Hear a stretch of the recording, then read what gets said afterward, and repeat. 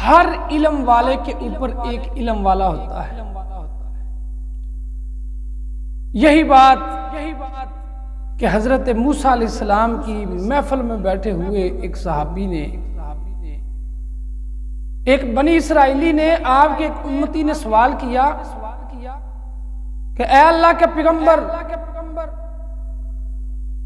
آپ اللہ کے رسول ہیں، آپ اللہ کے نبی ہیں، آپ پر اللہ نے اپنی کتاب نازل کی،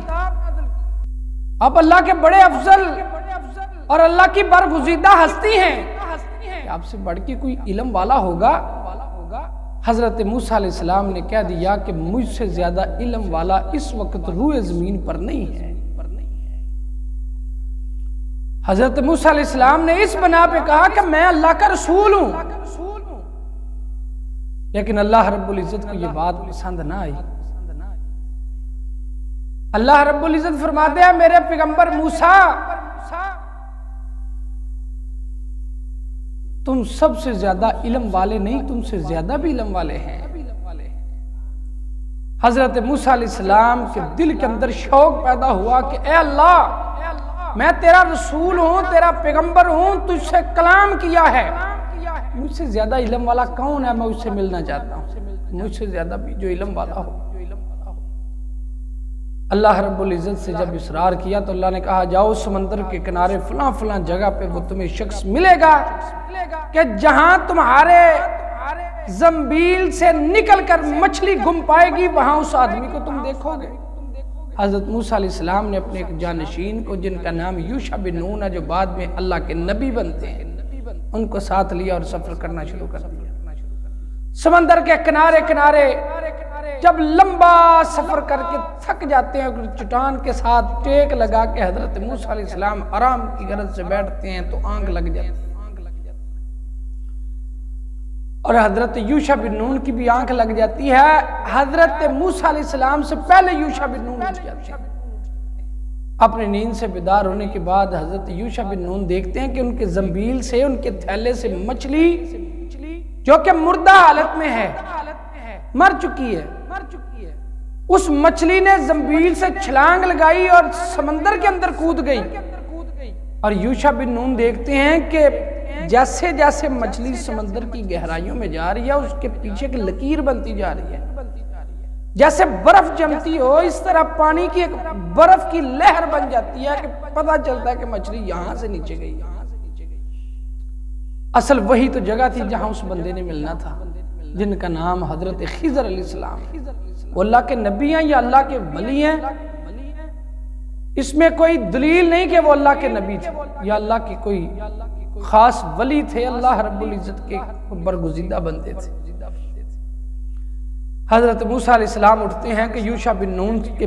ذہن سے یہ بات نکل جاتی ہے کہ میں نے حضرت موسیٰ علیہ السلام کو بتانا تھا کہ مچھلی نے زنبیل سے نکل کے سمندر میں چھلانگ لگا دی۔ سفر کرتے رہے، پورے دن کا سفر کیا، رات کا سفر کیا۔ جب دوسرے دن صبح کا وقت ہوا تو حضرت موسیٰ علیہ السلام تھکنے لگے، اور تھکاوٹ کی حالت میں کہتے ہیں یوشع بن نون لاؤ ہمارے زنبیل سے وہ مچھلی نکالو، ہم ناشتہ کر لیں۔ آرام کی غرض سے بیٹھتے ہیں تو یوشع بن نون کہتے ہیں اے حضرت موسیٰ علیہ السلام، میرے تو ذہن سے نکل گیا، میں نے تو آپ کو بتانا تھا، وہ مچھلی تو جب کل ہم چٹان کے پاس آرام کی غرض سے بیٹھے تھے، کل ہی اس مچھلی نے پانی میں چھلانگ لگا دی، وہ مچھلی تو پانی میں کود گئی۔ حضرت موسیٰ علیہ السلام کہتے ہیں اللہ کے بندے، وہی تو ہماری وہ جگہ تھی جہاں مچھلی کو ہم نے گم پانا تھا، وہی اس بندے نے ملنا تھا۔ انہی قدموں کے نشانات کے مطابق حضرت موسیٰ علیہ السلام اور یوشع بن نون پھر واپس پلٹتے ہیں، وہ ایک رات اور ایک دن کا سفر پھر واپس آتے ہیں۔ جب اس جگہ پہ آئے تو ایک آدمی جو چادر کے اندر لپٹا ہوا ہے، حضرت موسیٰ علیہ السلام نے سلام کہا اور ان سے گفتگو کی، کہا تم اللہ رب العزت کے نزدیک مجھ سے زیادہ علم والے ہو، میں اللہ کا رسول، اللہ کا پیغمبر، میں آپ سے کچھ سیکھنا چاہتا ہوں، آپ کی شاگردی کرنا چاہتا ہوں، آپ مجھ سے زیادہ علم والے ہیں، میں تمہارا علم سیکھنا چاہتا ہوں۔ کہا موسیٰ تمہارا اور ہمارا سفر اکٹھا نہیں رہ سکتا، آپ میری باتوں کو میرے علم کے مطابق کیے ہوئے کاموں کو برداشت نہیں کر سکیں گے، جب برداشت نہیں کریں گے تو ہمارا سفر نہیں ہو سکے۔ حضرت موسیٰ علیہ السلام اصرار کرتے ہیں تو کہا ہماری پھر اکٹھے رہنے کی، اکٹھے چلنے کی، مجھ سے علم سیکھنے کی ایک ہی شرط ہے کہ میری بات کے دوران آپ نے بولنا نہیں ہے۔ حضرت موسیٰ علیہ السلام اس شرط پہ متفق ہو جاتے ہیں اور تینوں سفر کرنا شروع ہو جاتے ہیں۔ حضرت موسیٰ علیہ السلام اسی سمندر کے کنارے حضرت خضر علیہ السلام کے ساتھ ہیں کہ سمندر کے کنارے ساحل پہ ایک کشتی ہے جو پہلی دفعہ پانی میں رکھی گئی، اور دو بھائیوں نے وہ کشتی خریدی اور کسی غریب گھرانے سے تعلق رکھنے والے بڑی محنت کے ساتھ انہوں نے اپنا کاروبار شروع کیا اور پہلی دفعہ کشتی رکھی، اور انہوں نے حضرت خضر علیہ السلام کو پہچان لیا اور انہوں نے خواہش کی کہ پہلا سفر آپ ہماری کشتی میں کریں تاکہ ہمارے لیے بابرکت بن جائے۔ انہوں نے بڑے پیار اور بڑی خوش دلی کے ساتھ ان کو ویلکم کیا اور کشتی میں بٹھایا۔ جب کشتی جا کے دوسرے کنارے پہ لگی تو کنارے پہ لگنے سے پہلے حضرت خضر علیہ السلام نے اس کشتی کا پٹا توڑ دیا۔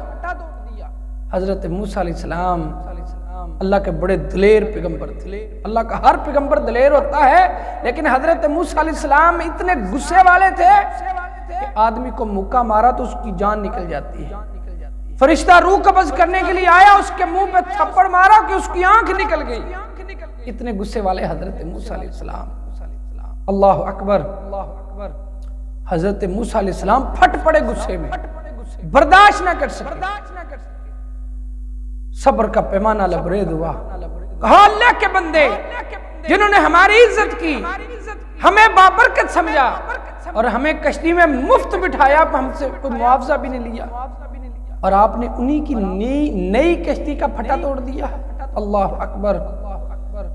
حضرت خضر علیہ السلام کہتے ہیں موسیٰ آپ نے کتنا اصرار کیا تھا کہ میں کلام نہیں کروں گا، میں ٹوکوں گا نہیں، آپ کو بولوں گا نہیں تمہاری بات کے دوران، اس شرط پر میں نے تمہیں اپنے ساتھ بٹھایا تھا۔ بہتر یہ ہے کہ ہم دونوں کا سفر الگ ہو جائے، یہ تو پہلے ہی موقع ہے کہ آپ بے برداشتہ ہو گئے، آپ اس سے آگے بھی ایسے کرتے ہو۔ یہ واقعہ اللہ رب العزت نے سورۃ الکہف کے اندر تفصیل سے ذکر کیا ہے۔ حضرت موسیٰ علیہ السلام پھر کہتے ہیں اپنے وعدے پہ پھر آ جاتے ہیں، کہا اس کے بعد میں تم سے کوئی کلام نہیں کروں گا، آپ مجھے اپنے ساتھ رکھیں۔ اس اصرار پہ حضرت خضر علیہ السلام پھر ان کو ساتھ رکھتے ہیں۔ جب کشتی سے اترے تو شام کا وقت ہوا، اور شام کا وقت ہوتا ہے کہ اس سے پہلے ہی راستے میں جاتے جاتے کچھ بچوں کو کھیلتے ہوئے دیکھا، تو ان میں سے ایک بچے کو پکڑا اور اس کو قتل کر دیا۔ حضرت موسیٰ علیہ السلام پھر اس سے زیادہ غصے میں آ جاتے ہیں، کہا اللہ کے بندے کھیلتے ہوئے بچوں میں سے ایک بچے کو پکڑ کے قتل کرنے کی وجہ کیا ہے؟ آخر تم ان کو کیسے جانتے ہو؟ ان میں سے ایک کو قتل کیوں کیا ہے؟ کسی معصوم کی جان کیوں لی؟ موسیٰ بار بار وعدے کرنے اور بار بار میری بات کو ٹوکنا، بہتر یہ ہے کہ ہم دونوں کا سفر الگ الگ ہو جائے۔ آخری وارننگ ہوتی ہے۔ حضرت موسیٰ علیہ السلام کہتے ہیں کہ یہ آخری وارننگ ہے، اے اللہ کے بندے اگر اس کے بعد میں تمہاری کسی بات میں بولوں گا تو بہتر یہ ہے کہ ھذا فراق بینی و بینک، ہم دونوں کا سفر الگ الگ ہو جائے۔ پھر یہ شرط طے ہوتی ہے کہ میں کلام نہیں کروں گا، تم جو بھی کرو میں تمہاری بات میں بولوں گا نہیں۔ اتنے میں شام کا وقت ہوتا ہے، ایک بستی کے پاس پہنچتے، اور بستی والوں کا اصول یہ تھا وہ کسی کو رات رہنے کی نہ جگہ دیتے تھے نہ کسی کو کھانا دیا کرتے تھے۔ وہ جاہلوں کی بستی کہ اس کے باہر رات گزارتے ہیں، انہوں نے رات کا کھانا بھی نہ دیا۔ جب صبح کا وقت ہوا اس بستی کے اندر سے گزرے اور دیکھا ایک دیوار گری ہوئی ہے، اس دیوار کو حضرت موسیٰ علیہ السلام کو ساتھ لیا اور اس دیوار کو بنانا شروع کر دی۔ حضرت موسیٰ علیہ السلام کہتے ہیں بہتر یہی ہے کہ ہم دونوں کا سفر الگ ہی ہو جائے، میں تمہیں سمجھ نہیں سکتا کہ اس بچے کو یوں ہی قتل کر دیا، اور جنہوں نے کشتی والوں نے احسان کیا، نیکی کی، ہماری عزت افزائی کی، ان کی کشتی کا پھٹا توڑ دیا، اور جنہوں نے رات کا کھانا نہیں دیا صبح انہی کی بستی سے ایک گری ہوئی دیوار کو بنانا شروع کر دیا آپ نے۔